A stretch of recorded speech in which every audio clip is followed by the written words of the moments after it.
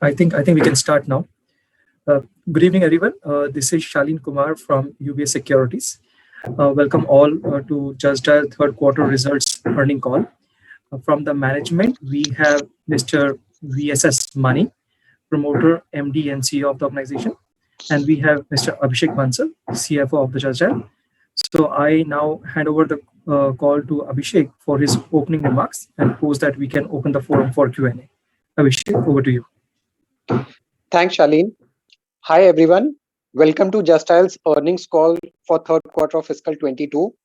Our operating revenue for the quarter stood at 158.9 crores, declining 6.3% on a year-on-year basis, and was up 1.9% quarter-on-quarter.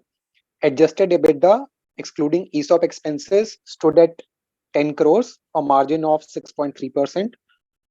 Other income, which was partly affected due to increase in bond yields during the quarter, stood at 28.6 crores. Overall, net profit after taxes stood at 19.5 crores for the quarter. In a nutshell, current quarterly numbers obviously reflect the impact our business has witnessed over past few quarters on account of COVID impacting SMEs. B2C service-oriented categories contribute almost 2/3 of our revenue, and SMEs in these categories have been the most affected during these COVID times. However, while macro environment and pandemic situation will keep evolving, we have taken certain measures recently which are yielding good results in recent months, and likely our monetization shall be back on track in coming quarters. Firstly, on monetization, we have implemented firm pricing and withdrawn almost all discounts that we had been offering during various phases of the pandemic. Along with firmer pricing, we have started focusing aggressively on monthly payment plans, which helps us sign higher number of customers and also gets us a better monthly ticket size. During November and December months, we signed almost 65% of our customers in those months on monthly plan basis, and this was just about 8% in preceding quarter. As a result of this strategy, it has helped us improve signups, which is also partly visible in uptick in paid campaigns, which grew sequentially by about 6,600 campaigns to 437,000 paid campaigns at the end of the quarter. And it will likely aid our future revenue growth as well. Due to change in mix of upfront versus monthly plans, near-term collections do get affected since lesser customers are paying us full money upfront. However, over the tenure of the contract, which is typically a year, we expect to gain from future collections that will come via monthly installments. On operating expenses, employee expenses saw about 16% YY and about 9% sequential increase. We added almost 1,250 employees during the quarter, majorly in sales. While employee costs have upfront impacted P&L, revenue generation from newly added sales force should aid future margins. We have also been hiring talent across our product, technology, content, and marketing teams. Advertising spend stood at about 3.5 crores for the quarter. Overall, cash and investments stood at 3,769 crores as on quarter end. Coming to other operational highlights, traffic stood at 142.7 million unique users for the quarter. 84% of the traffic now comes from mobile platforms. Database strength has now grown to about 31.4 million listings. Overall, going forward, the focus is to get our core business back on a healthy growth trajectory as soon as possible, and early signs of the same already seem to be visible. Plus, we are working to roll out new initiatives which are currently under various stages of content building, product development, user experience optimization. So with this brief update, we shall now open the floor for questions for further detailed discussion. Thank you. Thanks, Abhishek. AJ, can we please open the forum for Q&A? Sure. Hi, thanks for joining everyone. If you have question, kindly use the feature raise hand, which is available to you at the bottom part of your Zoom screen.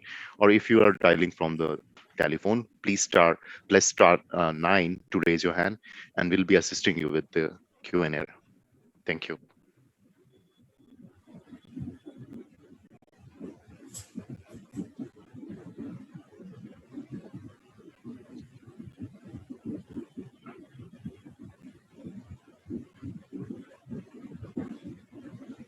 Over to you, Mr. Abhishek. Thank you.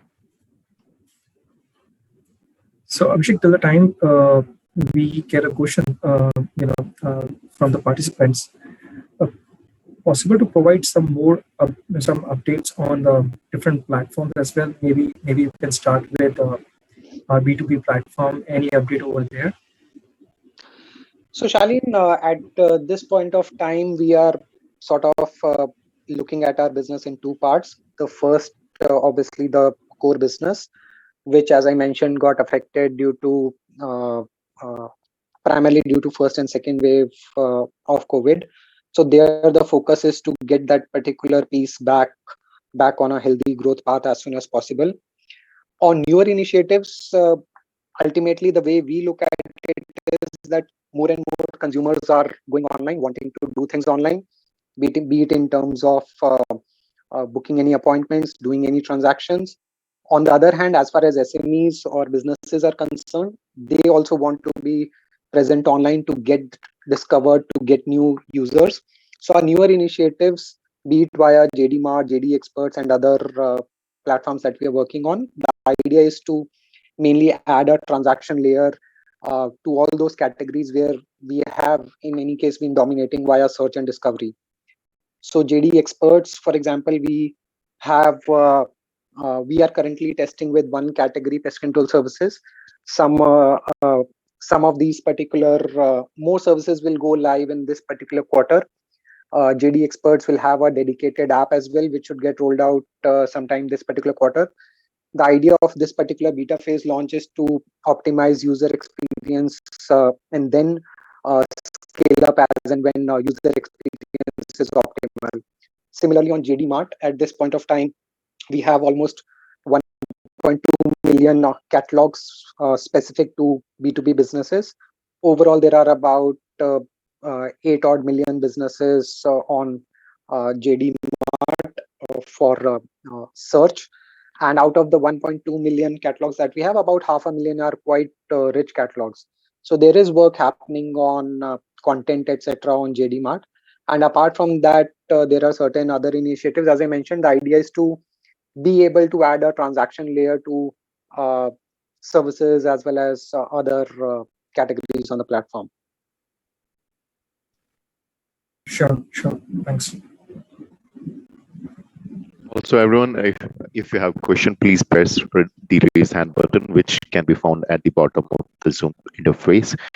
And if you are dialed in via telephone, please press *9 to raise your hand. Thank you.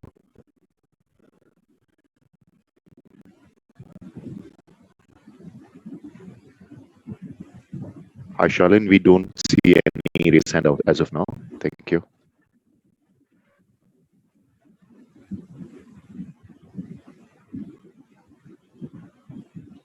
Sure. So I think I'll use the opportunity then.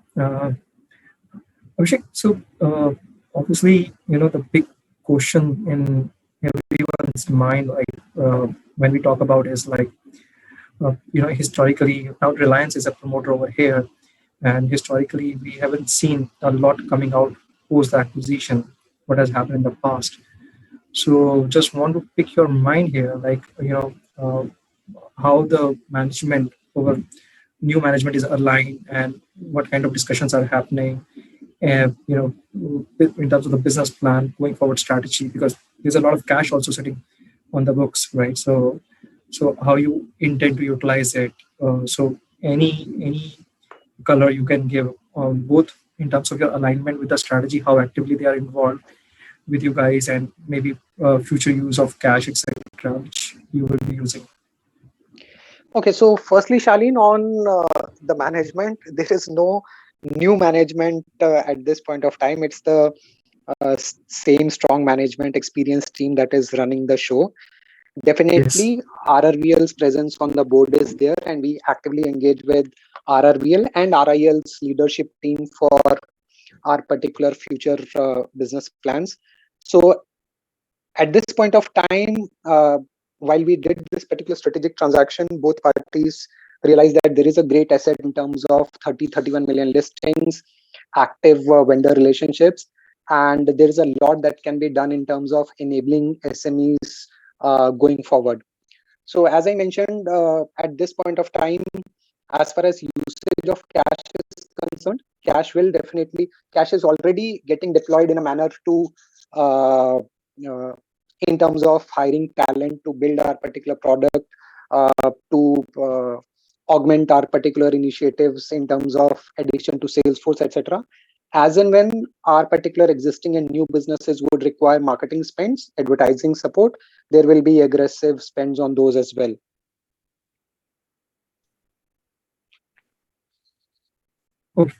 Okay. I think we have some questions from the participants. So, Sure. PJ, can you moderate? Sure. Hi, Sai. You're the first participant. Kindly unmute yourself and ask your question. Thank Hi, you. Abhishek. My question is, with the Reliance coming in the board, okay, what kind of changes? It's similar lines to the previous question. What kind of changes happened? And second thing, there is a lot of rumors circulating around in market that JD is planning to launch an e-commerce platform. Is there anything which you are thinking on those lines? So, what kind of future growth prospects which we can, as an investor, look at it? Okay. See, first of all, with the Reliance coming on board in terms of changes, definitely they are now present on our board. There are active strategic discussions that happen between both sides. Operationally, also our teams are actively engaging with them to see what all synergies can be utilized at both ends. One key benefit, even more compared to synergies, is the learnings that you can draw from a strategic partners such as Reliance. For example, they have strong expertise in even manpower intensive, say, businesses. So while we are looking to aggressively increase our manpower to aid our core business, so some of those learnings can be deployed as well. So I think over coming months and quarters, we will be able to leverage on these particular synergies, learnings, and that should be visible in our performance as well. To your second question regarding any foray into e-commerce bit, so as I mentioned in my opening remarks, it is very clear that the way things are evolving, both users as well as SMEs do want to do things more and more online. Keeping that in mind, we had initiated projects such as JD Experts, JD Mart on the B2B side. So as and when some of these initiatives start taking more color, we would be in a better shape to share. And in any case, most of these particular platforms are user uh, uh, facing platforms. So whenever they are getting launched, you will obviously be the first ones to be able to witness those. Okay, got it. Thank you. Thank you. Hi, Ankur. You are next. Kindly go ahead and ask your question, please. Thanks so much. So my question is, so I don't know whether Abhishek or Mani, whosoever answers, there are two questions. One, so as an individual investor, I've been, closely watching Just Dial and been participating into all the investor meetings for 4 quarters now. So I started last December, and here again we are the next December. And JD Mart seemed to be the biggest initiative, a game-changing one. And I know that the app has been launched. It was launched. There was a lot of advertisement done during the IPL first phase, and then it has continued. And what I see in your investor deck and in your commentary is one or two bullet points of how many listings you've had. But as an investor who's playing long and really wants to understand what's going on, there's nothing much shared. So it would be great if you can elaborate where we are on JD Mart. Maybe it's quite a while before JD starts competing with, let's say, India Mart. But still, I'm sure all the investors, and especially me, would like to know a lot more about what JD Mart is doing right now and its capabilities. Number two, it was a little worrying to hear that on the search side of it, we had to move to a monthly subscription model. So is it really a sign of changing times that search as a business, the advertisement bit of as a business is becoming tougher with the Googles of the world and a lot of things coming on the internet, and it's almost a survival mode? Is that something as an investor I would like to understand why I should not be concerned about? So these are the two questions. Okay, so Ankur, on the first question on JD Mart, see, one thing we have to remember is JD Mart primarily is catered towards, say, B2B categories. In B2B categories, we used to monetize about 22% of our revenue, which even today is around 22-23%. So as a SME does not really bother about whether they are getting inquiries, traffic, visibility on JD or JD Mart. Ultimately, it is about JD's platform, be it visibility on JD or JD Mart. Now, over last 3-4 quarters, what has also happened is that, like, first quarter of this particular fiscal year, we were very severely impacted by second wave of COVID. Now, that particular impact was not just restricted to this 22-23% of the business. So we have to ensure that the rest of the 77% of the business also stays on its particular growth path. Those are some of the reasons that this particular JD Mart related active update, so to say, you might find it to be missing. On your second question, why have we shifted on a monthly plan basis? First of all, during our IPO days, when we were growing top line at about 25 to 30% each year, at that point of time, we were about 45% of our customers used to pay us on a monthly basis. And a couple of years were as high as north of 50-55% as well. So it's not that at this point of time, because customers are not willing to pay upfront, that is why we are shifting to monthly plan basis. The way ecosystem is evolving, in most cases, people are actually wanting to pay in small tickets. They might be okay subscribing, taking a subscription on a monthly basis. That is why we said that, okay, if we can remove any sort of friction from our sales process, that will help. So there might be a customer who might be thinking twice that, okay, whether I should spend 22,000 rupees in one shot, whereas they might start with 2,000 rupees a month subscription. Later, they might even be willing to go for an annual plan, thinking that they will get some 10-20% upfront cash discount, etc. So the shift to a monthly plan is mainly to say that, okay, we are okay not locking in customers for a longer tenure. We want customers to sort of come in at their particular will. So that is the only thought process, and which is what we are seeing, that we are able to sign up more customers, and the estimated revenue from these particular signups is also seeing a growth path. So ultimately, we have to see that total revenue sort of should get maximized. All your digital products, for example, whether you do advertising on a Google, Facebook, or any other such global platform, you can sort of recharge your wallet for X rupees. You can run campaigns for 5 days, pause it for 2 days, and that is how the ecosystem is. How does that payment happen on the platform? Because, for example, these RBI impending guidelines about creating issues auto renewal makes it tougher for subscription services like yours. And if I may compare with Netflix, is the word difficult to renew. So renewal process becomes even more challenging and needs No, much. so on that front, we haven't faced much of a challenge. These particular, first of all, these monthly subscriptions, the new RBI guidelines primarily affect whatever subscriptions are set on your credit card or a debit card. In our case, majority of these particular monthly payments are set directly on the bank account. And even in cases where they are set on a credit card or a debit card, those stricter rules apply for transactions over 5,000 rupees a month, whereas our ticket size at this point of time is much lower. So we are not really worried on that front. In fact, these days, it is much easier to set up a ECS or a monthly standing instruction on your bank account. Most of the banks these days provide that particular e-nudge facility, which allows monthly payments to be directly deducted from your bank account.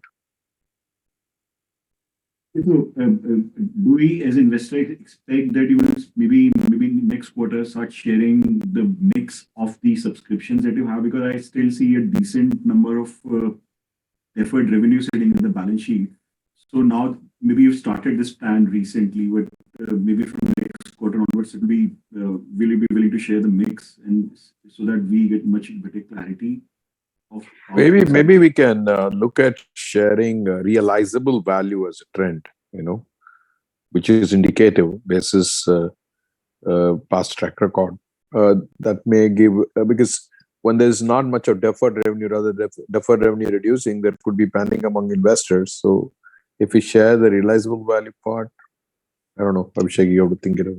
Sure, we can take a look at that. As I mentioned during my opening remarks, in last quarter, our monthly payment plans were at about on an average 55%, with November, December at about 65%. And the previous quarter was at about 8%. In fact, in deferred revenue, the one reason why that has sequentially declined is because of this adoption of a monthly plan strategy. So in monthly plans, as I mentioned, that while upfront collections will be lower, but over the period of next, say, 12 months, those particular collections should more than offset the upfront impact. The monthly plan should be read more like how there's EMI plans to buy goods and services. So basically, if you have an equated monthly installment, then there are more number of people being able to afford it. Some, in our case, it's like earn, and pay because you're paying on a monthly basis, and they're able to spend and commit more larger sums of money, since it is a equated monthly installment. So it's a trade-off. It's a trade-off. The renewal process is a challenging. It's auto renewal. Okay. All these are literally perpetual contracts till the customer stops his payment. It's auto debited to his account. Yeah, so I think that's a good sign. Yes. Numbers could be maintained, and those would be very important to track as well. I would say, yeah. Right. So just to give some flavor on that, pre-pandemic, we used to get about 23-24 crores a month of collections from these particular monthly deductions directly from bank account. That 23-24 crores went down to about 13 crores in September month.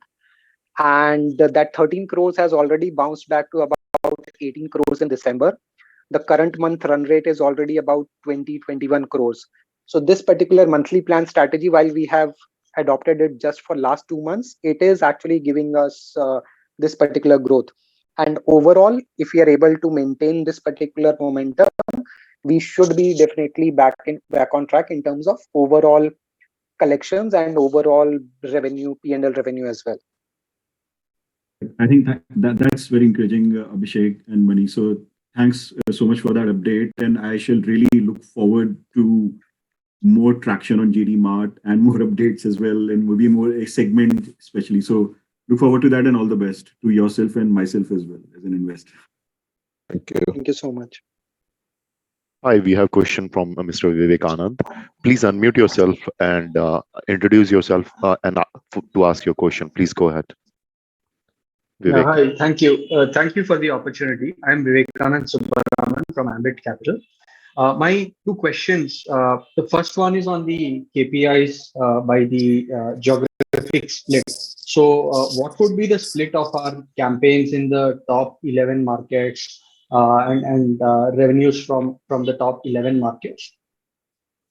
So outside top 11 contributes about 57% to campaigns and about 35% to revenue. So top 11, say 43% to campaigns and about 65% to revenue contribution. Okay, and which of the, the recovery appears to be better in the markets outside top 11, right? Is that correct? Is that assessment correct? That is partly correct. See, that is also because that whenever these COVID waves have impacted, the top metros are the ones that see the first set of restrictions. For example, in this particular current wave of COVID as well, geographies such as Delhi went into night curfews, weekend lockdowns, etc.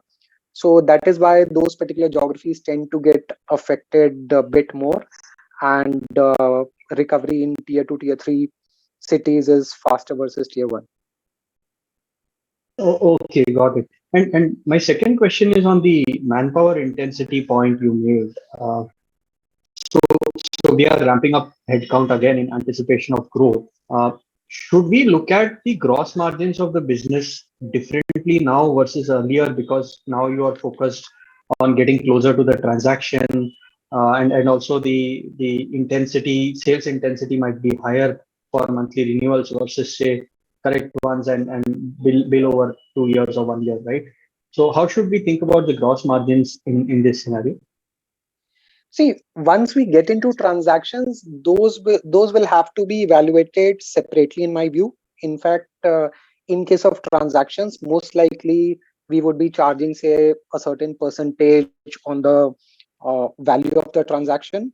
And once a particular vendor is onboarded, there is not really much of an effort in terms of renewal, etc. So that set of business will have it will have its own margin profile. It might have lesser sort of gross margin, but volumes would more than take care of it. And as far as core business is concerned, their gross margin, I mean, historically we have been a sort of 60% gross margin business, and hopefully we would be able to sort of even improve on that in coming quarters. For example, last year, while our top line was affected about 28%, still we were able to pull levers to deliver 25% plus EBITDA margin. So to that extent, I think gross margin is quite healthy, and uh, that is that should be sort of maintained or be even improved going forward.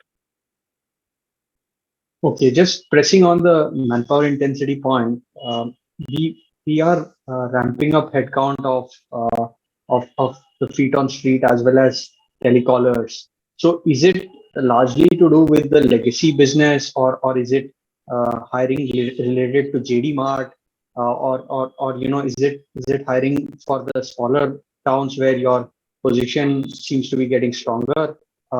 Where is the hiring happening, and where do you think the future hiring will be directed? So 2 years back, say around 8 quarters back, at our peak when we had about 12 and a half, 13,000 overall employees, we had about 10,000 employees in sales. In September quarter, that number dropped to about 6,800 employees. So about whatever 32% drop, primarily because we were seeing that on the ground, COVID had impacted SMEs so much. For us, the focus was primarily on consolidating our sales force, getting better productivity from existing resources.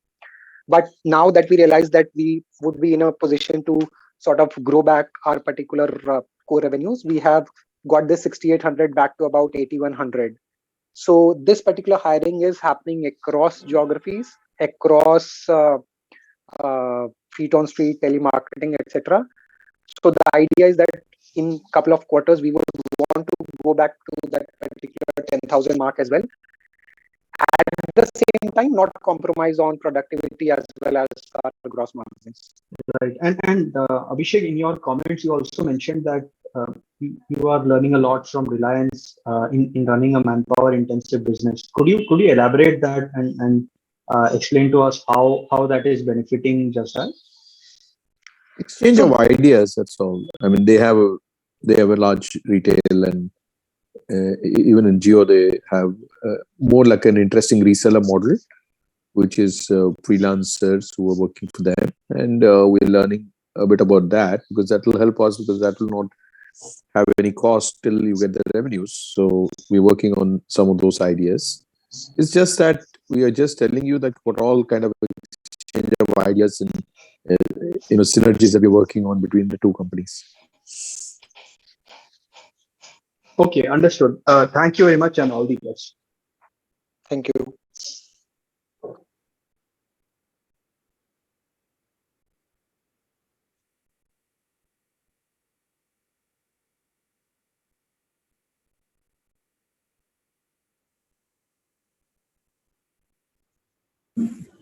Ashish, we are unable to hear you.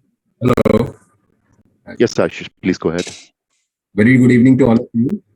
See, I have two questions I have for you.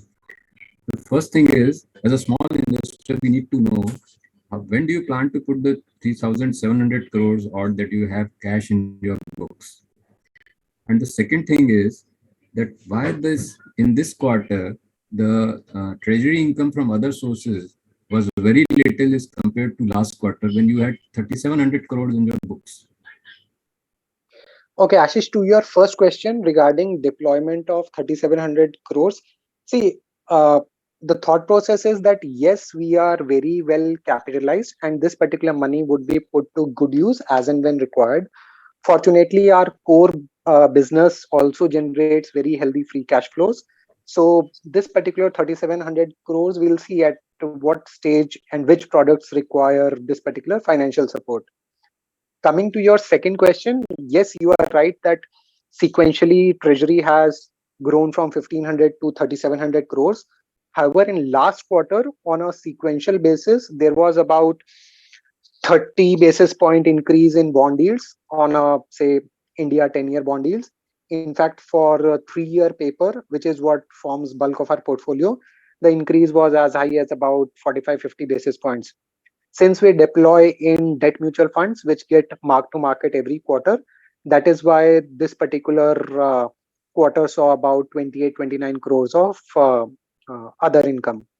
Overall, the way to look at it would be that the embedded yield to maturity of the entire treasury would be about 5.25% or so. So on 3,700 crore treasury, about 5.25% is what we should be earning at current interest rates over the long term. Say over 4 to 6 quarters, that is how it should be, though there could be quarterly fluctuations.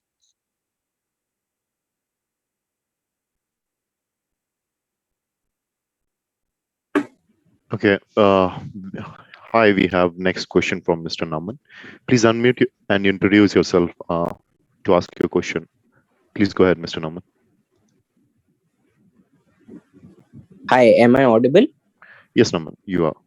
Yeah. Good evening, everyone. Mr. Mani, I have a question for you. This is maybe a repetition of the past few questions, but it is intriguing to know that we have such a large cash sitting on balance sheet. In the last quarter, we also mentioned that we will not be really interested in distributing the cash back to the shareholders in terms of buybacks or dividends or whatever, like we used to do in the past.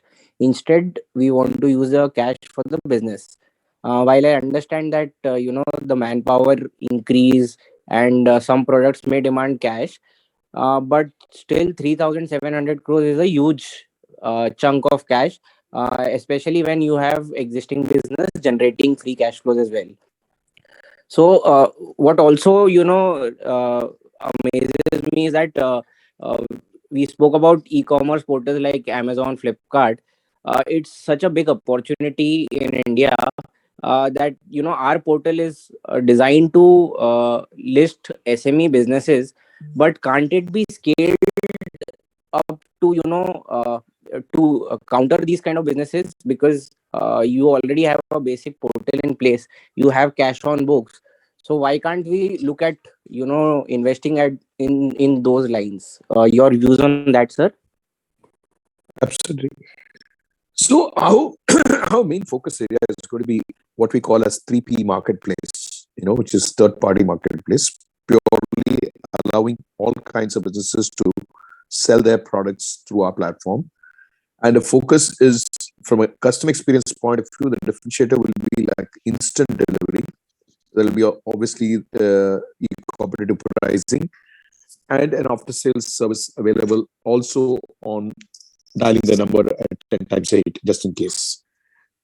So we have a product that's getting launched, which is at a very large scale when it comes to any kind of product, whether it's B2B or B2C, can be sold online through our platform.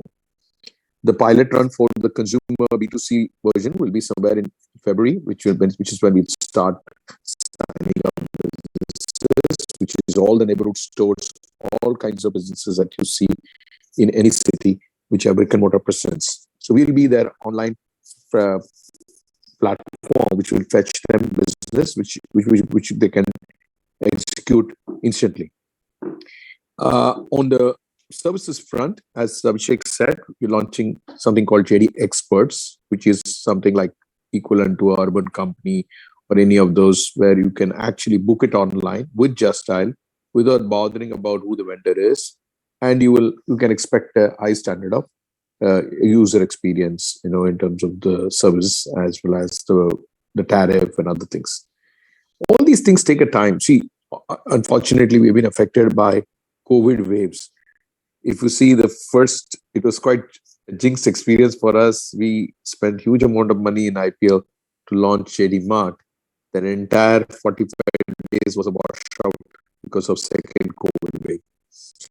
So we've been a bit unlucky too, in that sense, in the past. Now that we have a huge, solid partner, it's like kind of a very feeling that, it's we are invincible as such with this kind of a partner. If we focus on execution and keep our heads on our shoulder and look at day to day, week to week, month to month, and quarter to quarter, I think this company will be worth a lot more than what it is today. We don't want to give promises right now because in the past we have spoken very bullish about products and somewhere we have lacked in execution, or we didn't have the courage to go and spend a lot of money to make it happen. The example was Omni. So now that we have a great partner and there is a bit of de-risking, yours truly has also done. So there is no reason that we should apply any brake. We should just go all out, aggressively pursue things.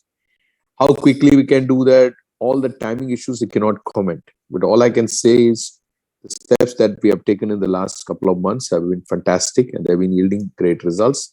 And we continue to take similar steps and keep looking for better future. Hi, we have next question coming from Mr. Pravan Kshatriya. Please unmute and introduce yourself to ask question. Yeah, thanks for the opportunity. I'm Pranav Kshatriya from Edelweiss.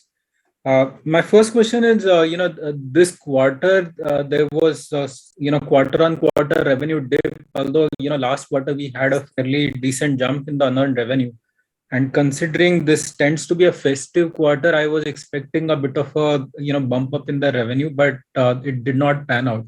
Can you highlight any of the reasons for not only the deceleration in the revenue, but also deceleration in the traffic on a quarter-on-quarter basis? That's my first question. And secondly, can you point out, what exactly is the advertisement spend in this quarter, and what percentage of traffic is paid traffic for the quarter? Thank you. So Pranav, on a sequential basis, traffic had a slight impact, which typically happens during festive months. So that particular week, 10 days closer to Diwali, Dussehra, those are the days when traffic tends to sort of get affected. On a sequential basis, revenue has marginally grown. There has not been a degrowth, but obviously it has not grown to the extent we would have ideally wanted it to be. As far as ad spends are concerned, they were about 3.5 crores for the quarter. And out of the total traffic of about 143 million quarterly users, about 6 to 7% came from paid initiatives. The rest all was organic.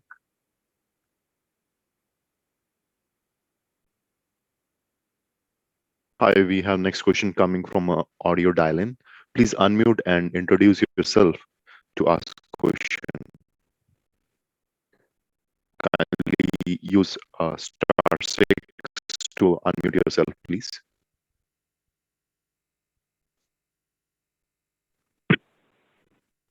Hi, kindly go ahead and ask question. This is Alvaro Lobo from Kotak Investment Advisors, and this question is actually directed to Mr. Mani. Historically, you have always focused on profitable growth, free cash flow, etc. With the cash, watch list that you really have now, Will that strategy really change where you'll be more aggressive, like you said, and you will focus more on growth, even if it means in the short term, compensating on your free cash flow, sort of strategy that we had in the past. Number one, and number two, if you look at the 3,700 crores of watches that you have, if you can just give us the top three areas of spend and over what time frame would you intend to spend in those areas? So, to answer your first question, this whole transaction with Reliance Retail was done only to keep that in mind, that we want to grow aggressively and not look at being a nice, cute, profitable company. So this partnership will help us actually ramp up on our growth, and we have identified the right kind of verticals. Which one is going to be JD Mart, other is JD Shopping, JD Experts, and there is an initiative on real estate. We are hands off full with lots of things in hand. It's basically one go-to place where you can get many things done. There will be cross promotion, cross incentivizing users. There will be a lot of interesting things happening. So as the next few quarters, you will learn a lot more. You will see us, aggressively pursuing growth for sure. And at the same time, if there's no harm in having decent cash flow, why not? Okay. Hi, we have next question from Mr. Vijit Chan. Vijit, kindly unmute yourself and ask your question. Thank you. Hi. Thank you for the opportunity. This is Vijay Jain from Citi. Just a few questions. First off, last quarter, I think you had mentioned that the JD Mart team was about 150 odd people dedicated to JD Mart. Can you give a comparable number to that figure for as of date? That's the first question. And the second question is related to your partnership with Jio. Now, obviously, Jio and Reliance put together have what you could call probably a constellation of services in various categories of e-commerce, right? So is there any conversation around referrals from your website, given that you do have decent level of traffic to their properties? Any discussions around those lines with Geo is, I guess, my second question. Thank you. So Vijay, on the first question, the B2B team strength, which basically focuses on primarily B2B categories, is about 180 to 200 employees, which includes a combination of both telecallers as well as feet on street team. On your second question regarding referrals from our platform, etc. So as I mentioned, both set of teams actively engaged to see what best can be done in terms of either referrals from our platforms to theirs or leveraging their platforms. For example, Geo business users are a huge consumer base. At the same time, JD's 30 million businesses can be tapped into for some of their particular products and services as well.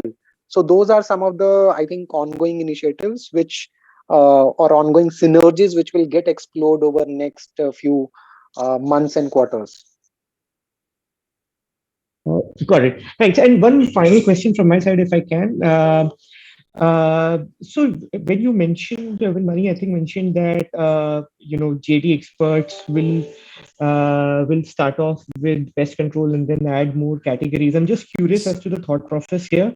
Is it that pest control is what you see as an established use case category in India because of maybe some competitors doing it, and you think it's an attractive play to get into, or do you see a fair bit of pest control queries coming into your website still in major cities, let's say like Bombay and Delhi, for example, and that's why you think that there's significant opportunity that still remains to be tapped? I'm just trying to understand what your category selection process is like. You may see all categories launched very soon. It's just that a pilot is being practiced on pest control, and you not have shared this information also.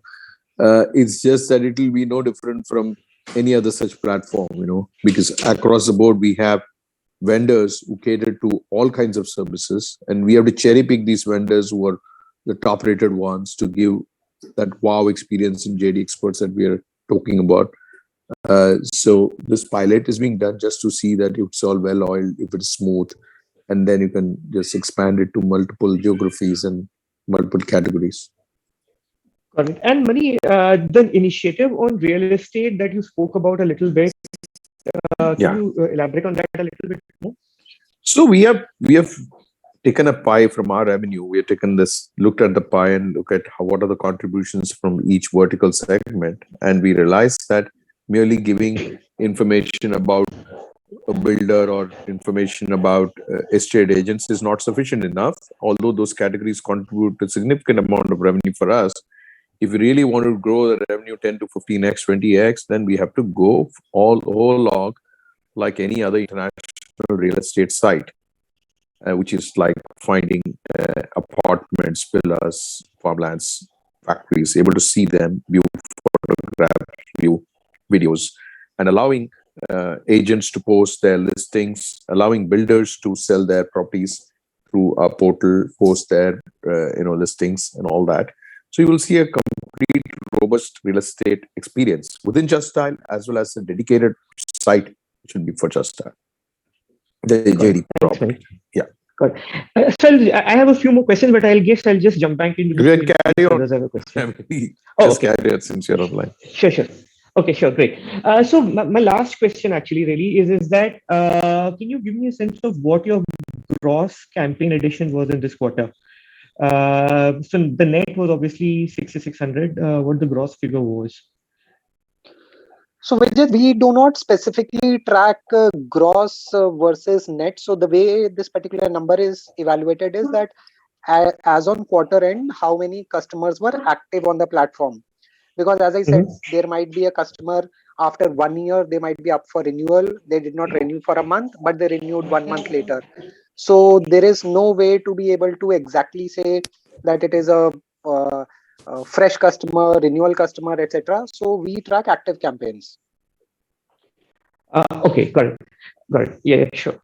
And finally, are you seeing any kind of impact since the onset of Omicron this quarter? So on third wave, there has been minor impact. Fortunately, overall at this point of time, impact seems muted, and impact seems restricted primarily to tier 1 cities.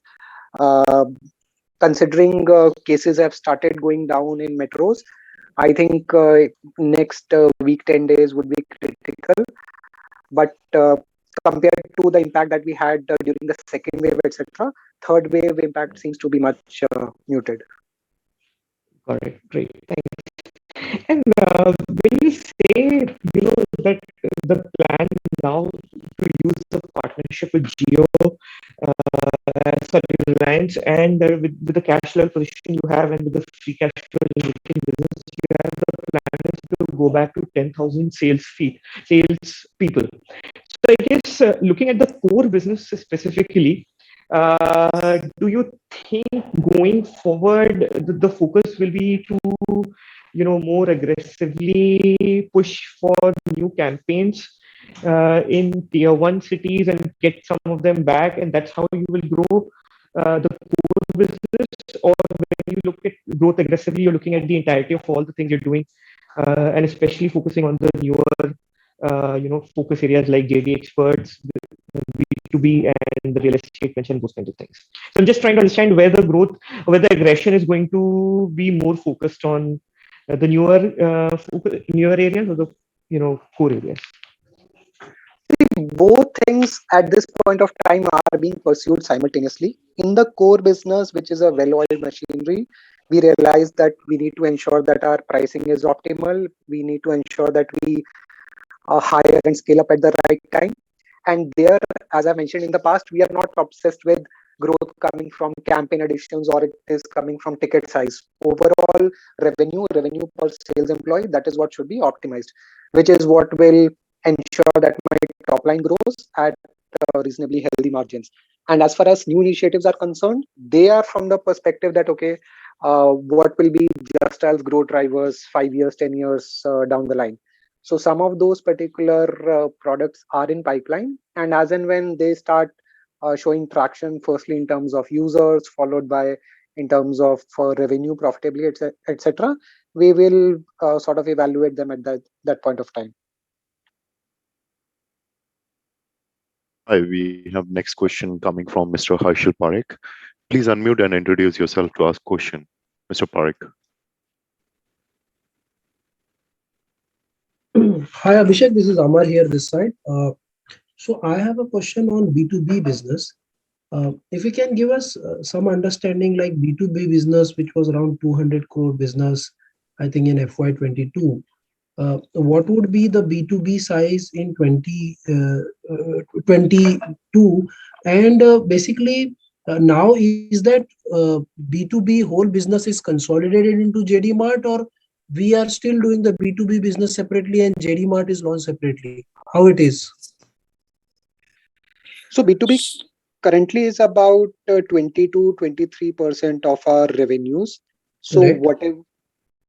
whatever vendors that get signed up on Justile, vendors are visible and their products and digital catalogs are visible on JD as well as JD Mart.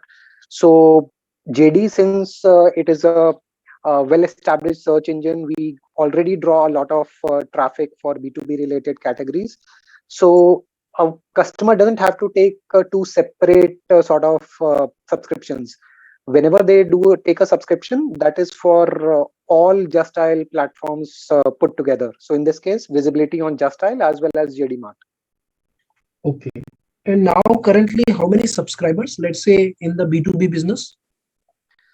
So B2B business, I think there should be around 80,000 odd subscribers, about 20% of 437,000. That is broadly, I think, should be the B2B campaign base. And average realization would be around 20,000? Yeah, 20,000 annually. Yeah.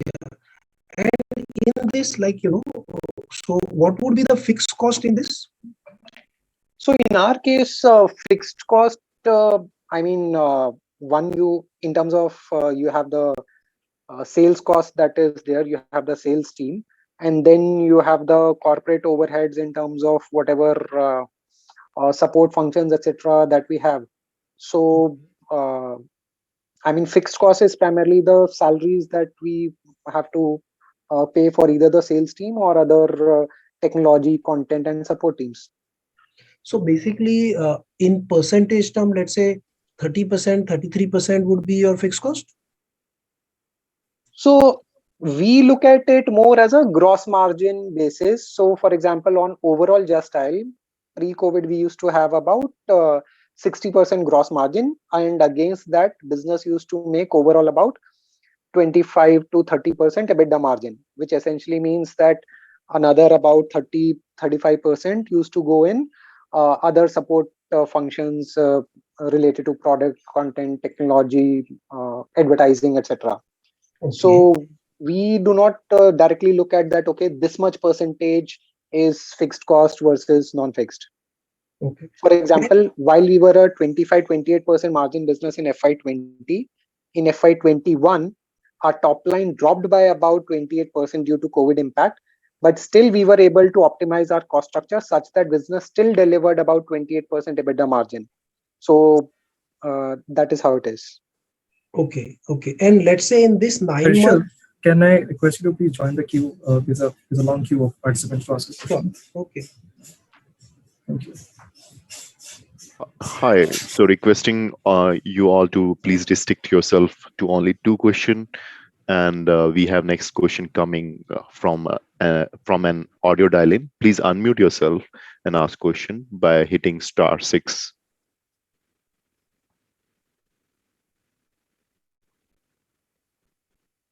Yes, please go ahead. Hello. Yeah, good evening. This is Pratik from Antique Stockbroking. My question is, I have two questions. Firstly, when you say we have withdrawn like all the discounts and implemented firm pricing, so is this something which also can impact your paid campaigns? Secondly, how do you see business churn or any market share changes in B2C category from new and old competition in general? So Pratik, on the first question, when we say withdrawn discounts, so when this particular COVID first wave hit us, at that point of time, in order to assist SMEs, we rolled out certain discounted plans We rolled out certain schemes such as late activation. You pay today, but your campaign can get activated about, say, a month later or 2 months later, whenever you want. So all those flexibilities, etc., we have sort of withdrawn. So the idea is to say that, okay, there is a sane pricing which will be sort of be implemented, and that, since it coincides with withdrawal of sort of COVID second wave. So, and as I mentioned, the third wave impact seems muted at this point of time. So this is sort of working out well for us at this point of time. On your question around market share, so there aren't any formal sort of stats around market share. In fact, in local search where we operate, there aren't any sort of direct competitors, so to say, though there are obviously a lot of indirect competitors. And going forward, as we mentioned, that the way things are evolving, that people want to do more and more stuff online, we would be wanting to evolve into that particular transaction come search engine.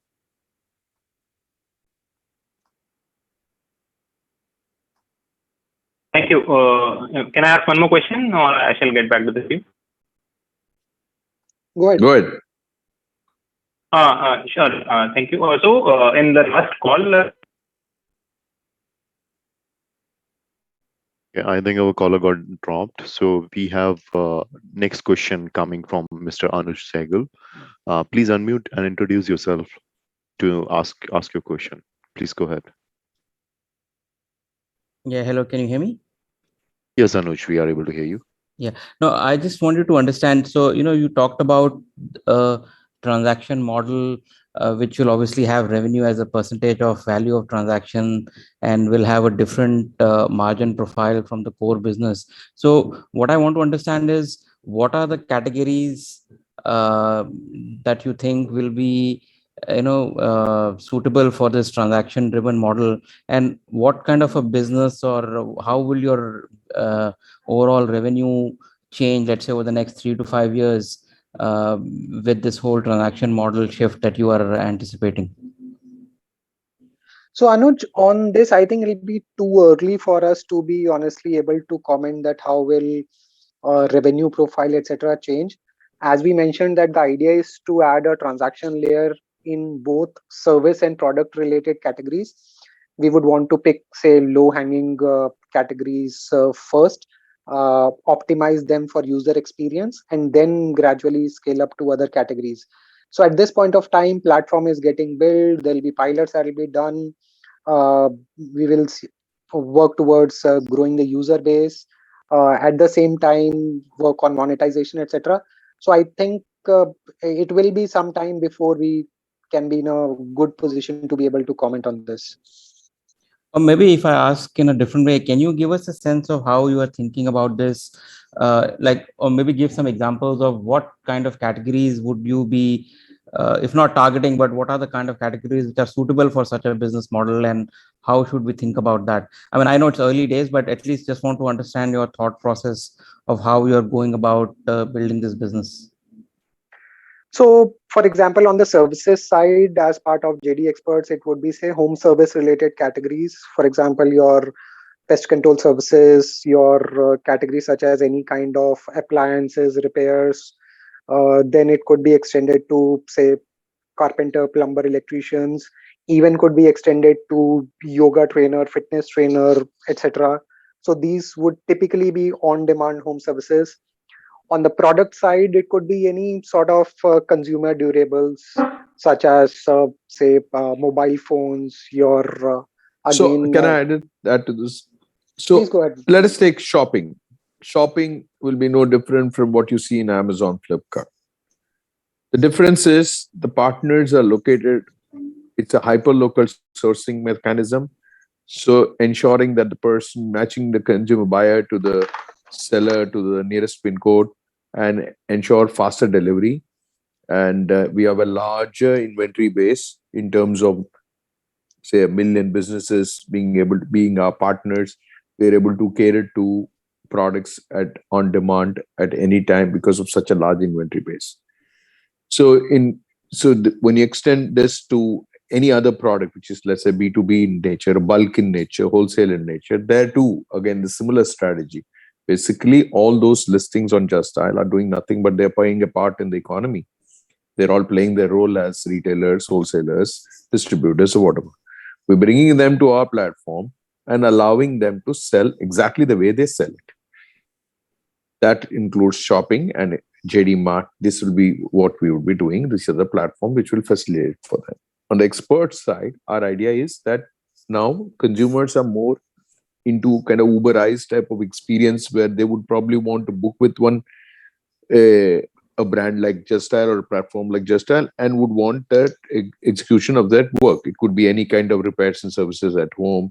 It can be any type of services which are rendered at home, like cleaning services or beauty salon services and things like that.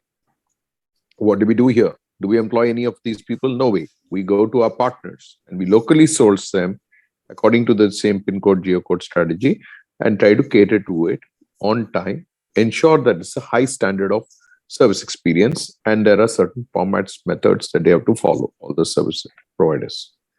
Similarly, you can go dissect healthcare, doctors. What could happen in doctors? Doctors could be online consulting.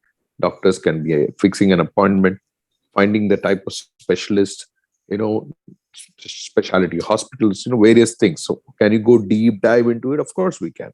So that's where the investment is getting in. Real estate, I already explained that if you get into real estate, it's going to be much deeper content, allowing every agent and builder to publish their content for free and sell their inventories. And obviously, there'll be a preference to the sponsored listings, which whose products and whose postings will be showcased right on top. Accordingly, we would have something to do with groceries, insurance, loans. So what we did was we looked at the JD revenue pie and where is our revenue coming from? Our revenues were coming from, let's say, insurance agents, people who were facilitating for loans, people who were retailers. Then we looked at how is it happening in modern day. Modern day, it's happening differently. So can we play an important role? Can we provide a platform for that? And this is what we're going to work on. So you will see, we'll roll out one by one each of this. As you go to the same Just Dial also, you will see a much superior and richer experience. And that's what our goal is. Let's see how much of it we can execute. It may seem like a lot, like we are trying to overachieve instead of going after one or two verticals, but that's not the DNA of Just Dial. The DNA of Just Dial is a horizontal.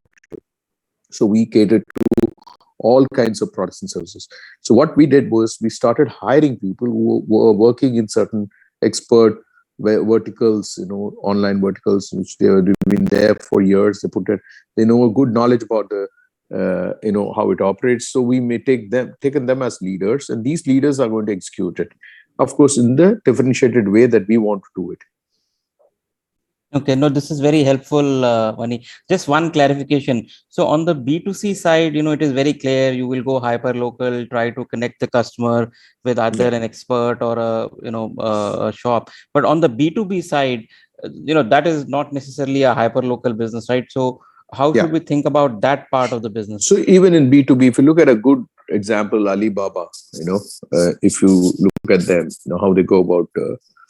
So here you allow manufacturers and sellers to publish their products and obviously sell online, have discussions online, get quotations online, request for quotation online, and all of those. So we provide as a platform whatever is required, there. We are also willing to lend our help, or rather we call it a JD escrow services, through which if you place an order, your product is reaching you securely, and we kind of release your payment only after the receipt of the goods according to satisfaction, and such type of services that we're going to package along with it. You have an option to go offline, transact with the same vendor after discovering the vendor online, just as JD Mart or Just Dial itself. Got it. This is very clear. And is it fair to say that your current mix is about 77% B2C, 22% B2B? Is that similarly how this business will evolve, or is it going to be much different? Well, we are very interested to know that, honestly speaking, currently a large percentage of our revenues come from services sector. The small percentage comes from B2C products, okay? And 22% is 22, 23 odd percent is coming from B2B. I think the B2B numbers may grow considerably, both in it's for both B2B and B2C. It's getting indispensable to internet as such and being part of any platform.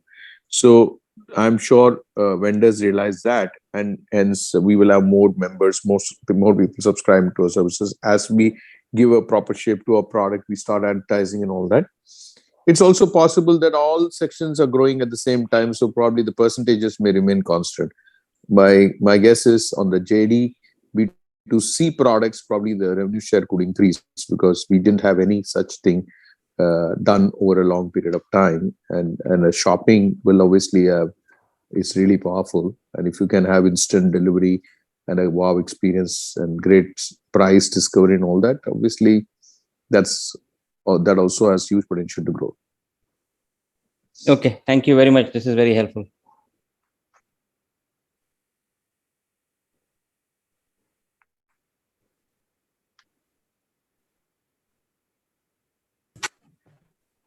Yeah. I think we have a next question from Resham Chen. Yeah. Hi, Risham.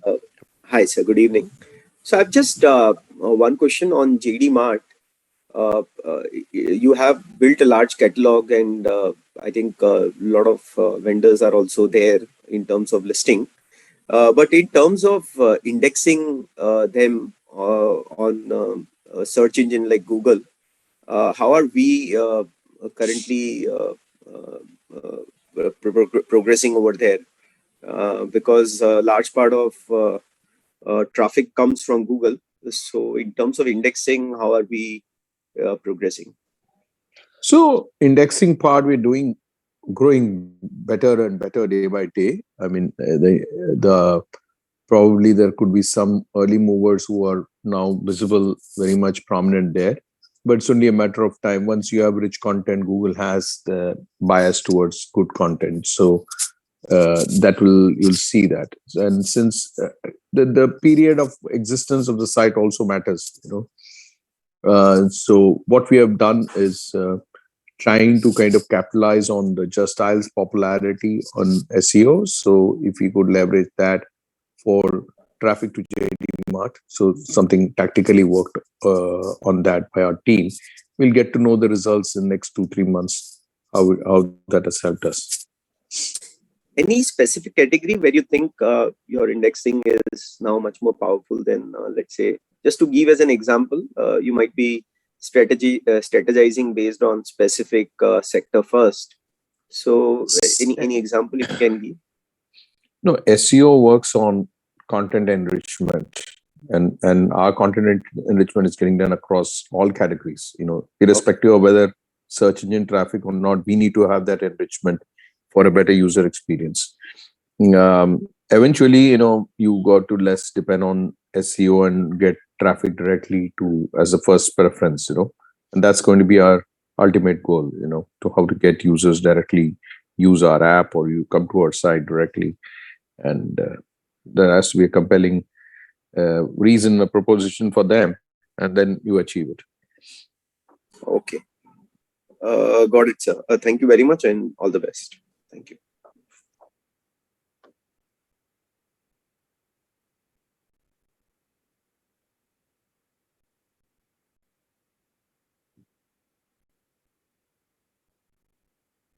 I think given the time constraint, that was the last question, and I think we can end up the call. And I'd like to thank all the participants and the management.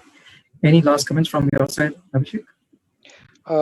Thanks everyone for joining us. In case you have any further queries, please do reach out. We'll do our best to address. And that's it from our side. Thank you. Thanks everyone.